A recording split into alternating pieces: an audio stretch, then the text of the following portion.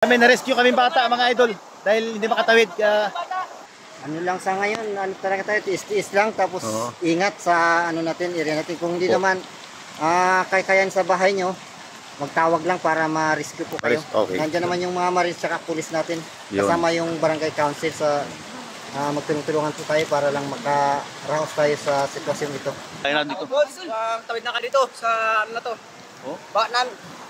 Tutulungan lang natin yung ating kasamang vendors ng Istanbul dahil yung top down niya nalubog sa hindi niya man kayang ibuhat mag-isa. Ano ka vendors, simbahan, kinabot na sa loob. Ito po yung ano, tingnan niyo, simbahan po yan ng Sitio Sabang, Barangay Kabayugan. Wad. Good morning po, Wad. Ito na yung nangyari sa ating bayan ngayon.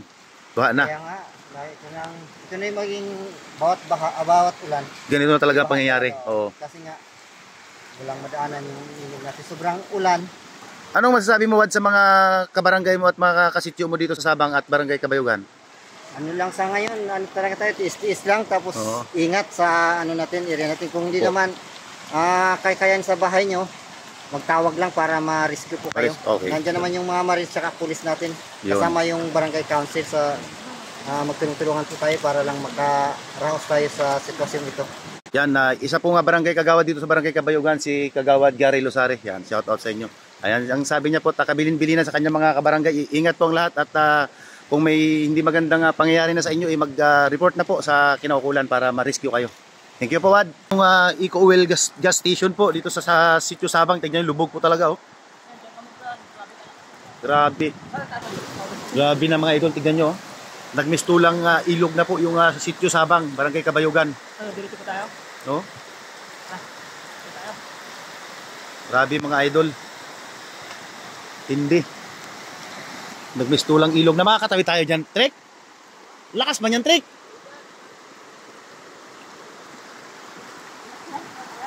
Tapos may bahay pa doon, no? So may, grabe.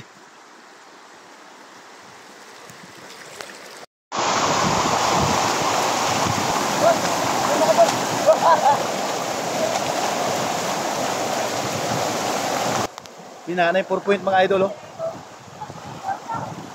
Oh.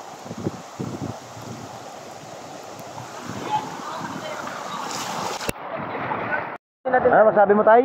1970 pa ako dito. Oh. Ngayon lang ito nangyari. Hinaharangan na kasi tayo ang ilog. Ha? Hinaharangan na kasi ang mga ilog. Hindi nakakanang yung dito yung mga kalbo ng mga gubatan. Kalbo na, no? 1970 tayo dito ka na. Dito ako. Ngayon lang nangyari ito. Akalain mo, kumbaga si tatay, senior na rito. Ngayon niya lang naranasan ang baha dito sa Sitio Sabang. Ako, na-ranger dito. Diba mo na yan? Oo. Year. 1970, ngayon ang nangyari. Kaya nga ako, 2019. Umira dito, yung bus ko. Matay na siya eh. Ay. Oh. Kasi ba? Sige po tayo, salamat. Dito naman po yung malapit na sa may ano mismo. Police station. Ng simbahan, no? Ng Katoliko.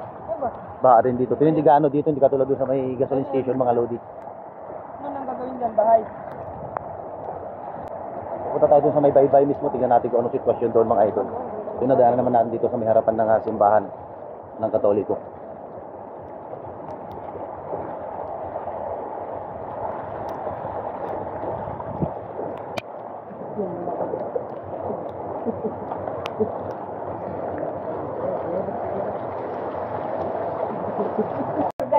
Stranded po kami dito sa inyong sitio.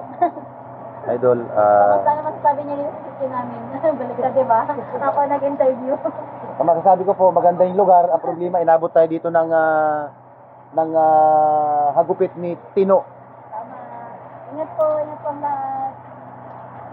Ganito po yung ganap mga kaminors dito sa barangay Kabayugan mga kaminors. Kaya ingat po yung mga taga-barangay Kabayugan, ha? Yan, o? Kita nyo na yan? Yung puti, ginawa ng dilaw. Ano mga kaminors? Yun, nagbigay po sila ng mga dilata, yung mga rescuer natin mga idol. Yan, sila sir, lahat ng ano yan, mga nagabang. Nagbibigay po sila ng mga ano. Yun. Congratulations sa inyo mga sir, good job. Good job sa ating mga masisipag at magigiting na military o kapulisan dito po sa Barangay Kabayugan, Sitio Sabang. May basto na silang pangulam.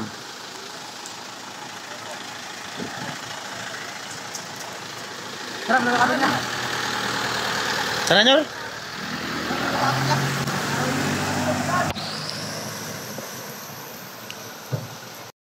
Ito po yung mga rescuer ng sitio Sabang, Barangay Kabayugan, mga idol. Yung mga masisipag at magigiting at nagagwapuhan natin mga Coast Guard. Siyempre.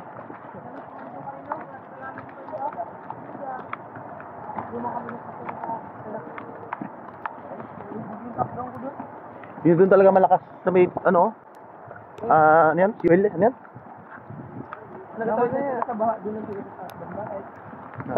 Ayun mga idol, mga kabindors, andito na tayo sa area ng Baybay mismo ng sitio Sabang.